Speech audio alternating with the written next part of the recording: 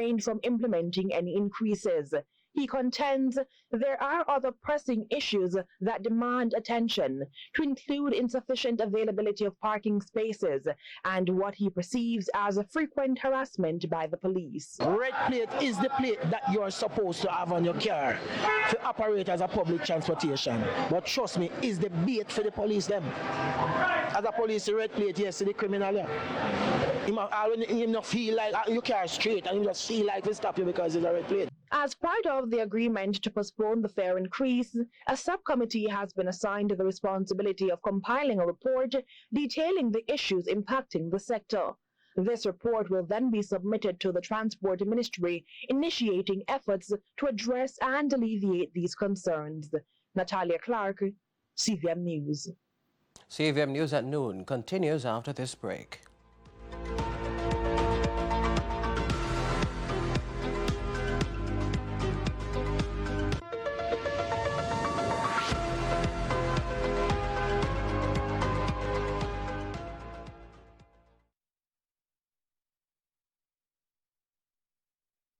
Yes, good afternoon.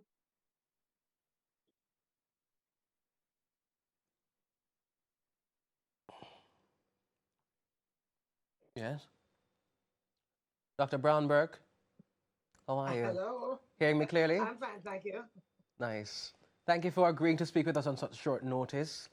We're currently on a break. No problem. We'll be back very soon. Yes. Thank you.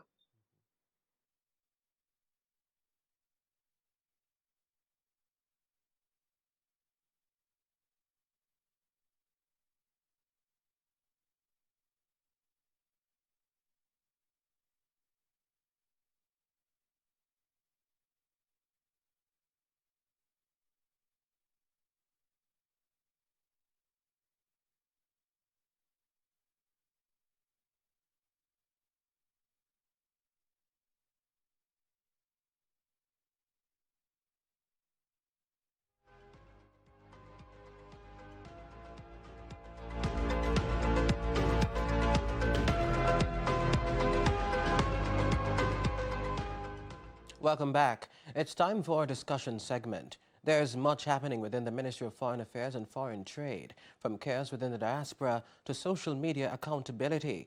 Joining me now is Shadow Minister on Foreign Affairs and Regional Affairs, Dr. Angela Brown-Burke. Dr. Burke, again, thank you for joining us.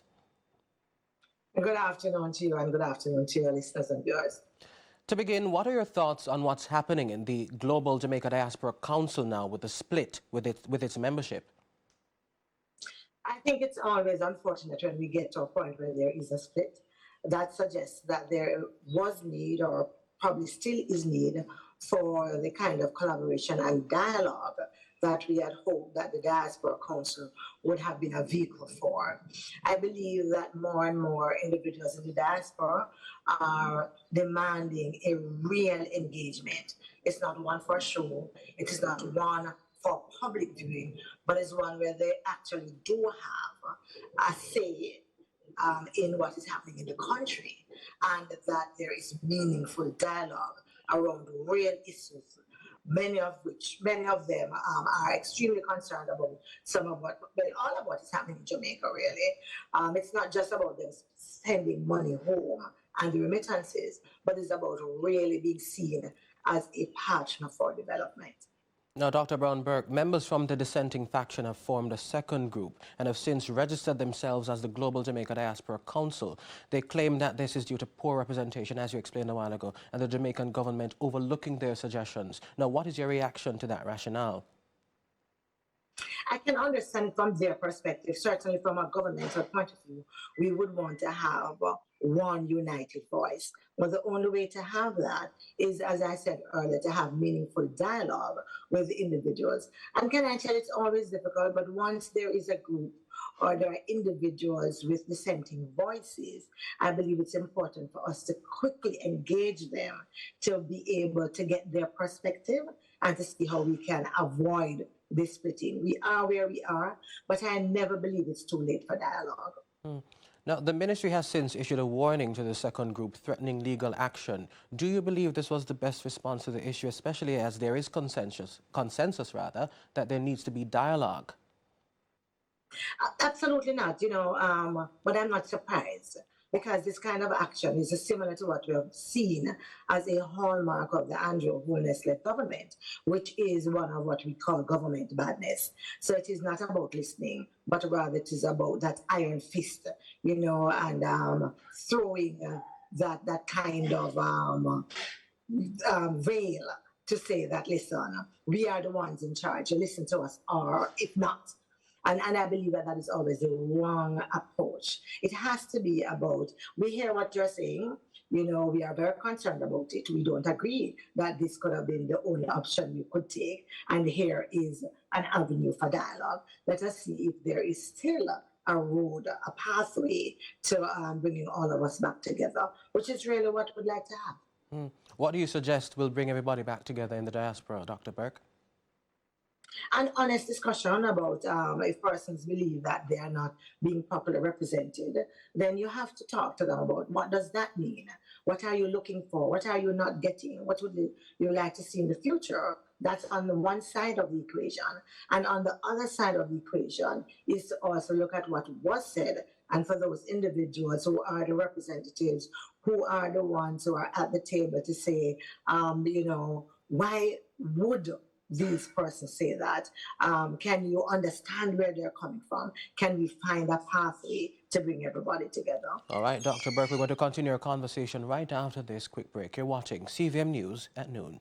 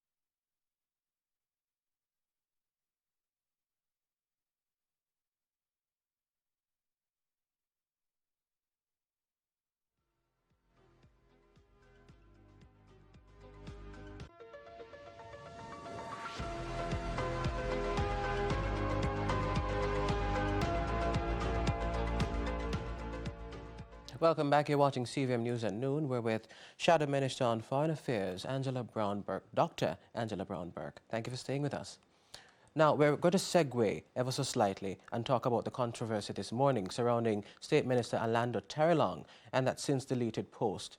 Now, the minister has explained that the post that was on his Instagram was made by a social media manager, not by him. He's issued a stern rebuke after the fact. What do you make of that explanation?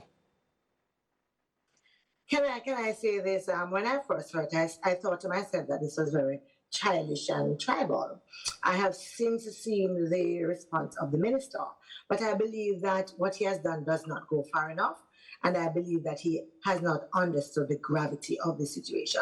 So first of all, the fact that an individual in that position, sensitive position, would have used the Jamaican flag to obscure the image of two former prime ministers speak to also a mindset and to how persons, the lens through which that individual views the work that is being done by Minister Terrelong. I believe, therefore, to remove the individual from his social media posts, but to keep him in the work that is being done by the minister through his ministry is unfortunate as well. And I believe that he would therefore need to make sure there's no ambiguity in terms of how anyone as a member of government representing the people of Jamaica, and more so someone who is representing us in foreign affairs, where we require diplomacy and tact, and we certainly demand respect to all our leaders, not just to those who form part of our party, not those that we like, not those with whom we share political views, but all our leaders. And I believe that just removing the individual from that particular post doesn't send the message strongly enough for me. And I've seen him say that it's not in keeping with how he has conducted himself. It goes beyond the personal. It really is about what the government stands for, what the government's approach to foreign affairs is, and how we treat our foreign leaders. Dr. Burke, are we reading too much into it, you'd say? No, I don't think we are at all. I believe that this is a fundamental issue, especially given the kind of tribal past that we have had. It is also important because even today, as we look locally, there are individuals, there are some of us who believe that there are times when policies and programs are implemented in far too much of a tribal manner. And this would be in keeping with that. And so I believe quite rightly that Jamaicans ought to have been outraged at this puerile and tribal act on the minister's social media page. Thank you so much, Dr. Burke. That was Shadow Minister on Foreign Affairs and Regional Affairs, Dr. Angela Brown-Burke. Thank you again for joining us. It's now time for Quick Biz with Andrew Laidley.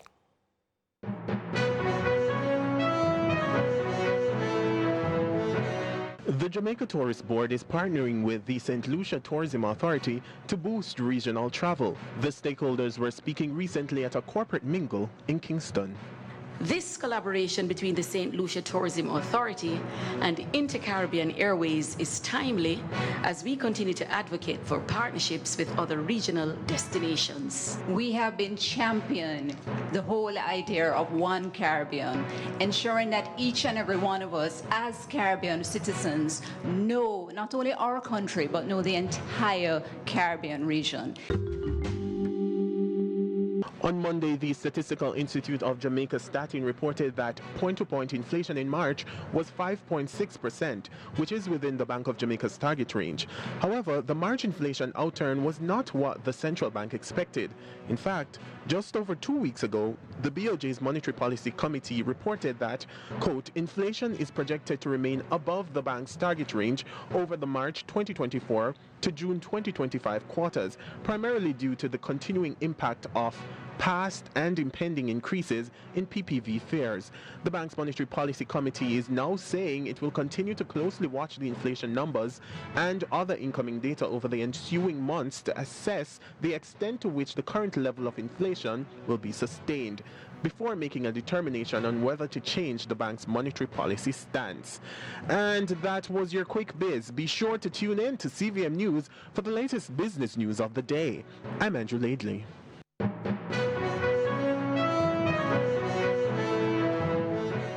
Thanks, Andrew. Now to international news. At least 117,000 people have been forced from their homes in Kazakhstan. The worst floods there in a decade have not abated. More from Al Jazeera. From bad to worse, entire regions of Kazakhstan in the north and the west are underwater. Some houses are barely identifiable with water up to their roofs. Evacuations have been underway for 2 weeks now. Rescuers help us by transporting people, delivering us food, water, and gasoline. All generators in the village are working now. President Kassym-Jomart Tokayev visited some of the worst hit areas. He's called on the government to limit any non-essential spending and use the money to help the people. We are going through difficult times. This is a nationwide disaster, but positive changes are coming now. The water is receding gradually. I think the upcoming 10 days will be the most critical. Several 100,000 people have said their houses were submerged or even washed away by the floods of the Ural River. It's Europe's third longest, causing extensive damage across parts of Kazakhstan and southern Russia in the past few weeks due to melting ice. Other rivers in Russia, like the Tabol in Siberia, have also burst their banks. Thousands have had to leave the area. Authorities in Russia are being criticized for not paying enough attention to forecasting water levels and responding more effectively. Dmitry Medvedenko, Al Jazeera. Midday News continues with sports after this break.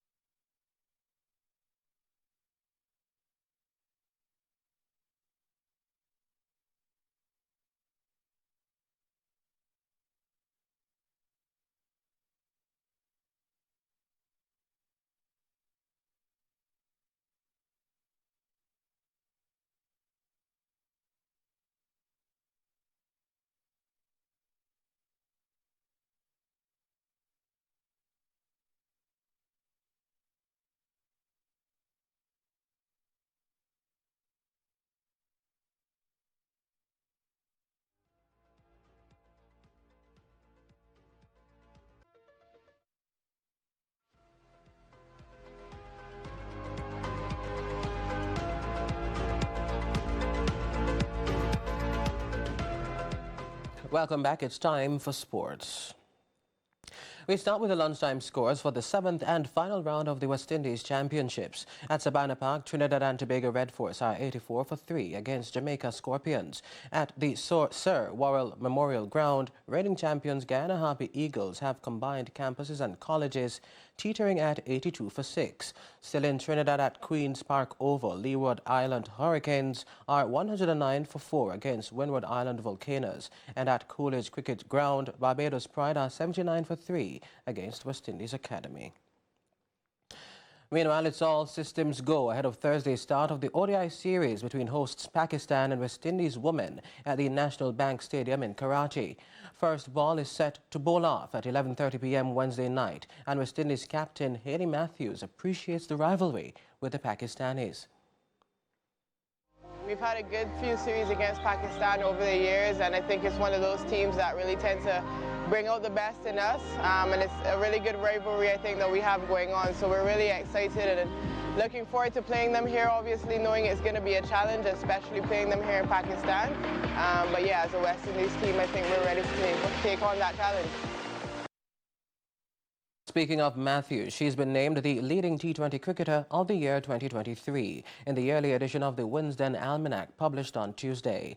In 2023, Matthews accumulated a historic 700 runs at a strike rate of 132.32, the first time a women's player had ever reached this figure in a single calendar year. Her tally of 1,501 runs in domestic and international T20 matches was the second best in the world, man or woman, behind only England's Joes Butler.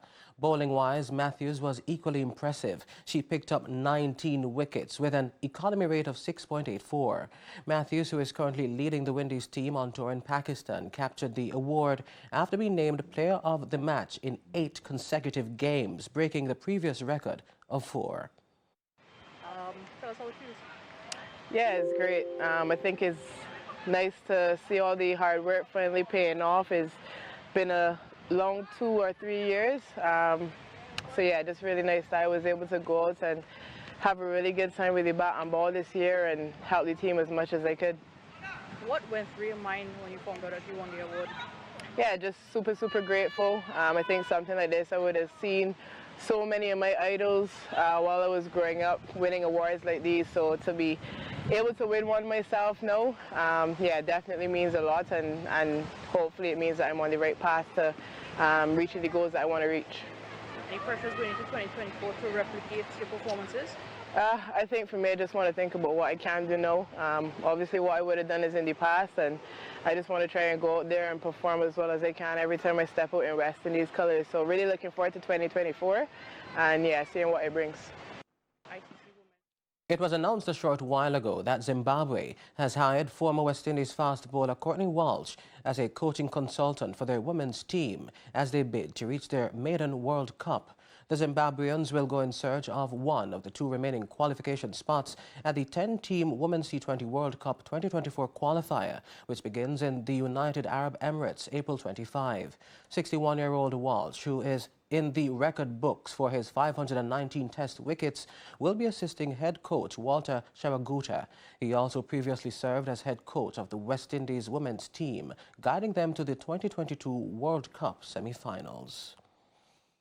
Now, as Australian all-rounder Glenn Maxwell has decided to take an indefinite break at the Indian Premier League to refresh himself mentally and physically. Maxwell, who represents the Royal Challengers Bengaluru, has enjoyed a torrid season to date, scoring only 32 runs in 6 innings before requesting to be omitted from the RCB's clash against Sunrisers Hyderabad on Monday. Maxwell also previously requested a mental health break back in 2019.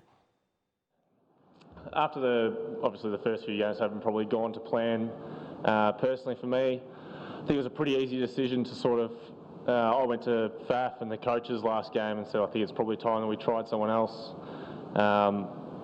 More so I've probably been in this situation before in the past where you can sort of keep playing and probably get yourself deeper into a hole, and I think now is actually a good time for me to sort of give myself a bit of a mental and physical break, get my body right, and hopefully if I'm required again during the tournament, I can get back into a really solid mental and physical space where I can hopefully have an impact still for RCB.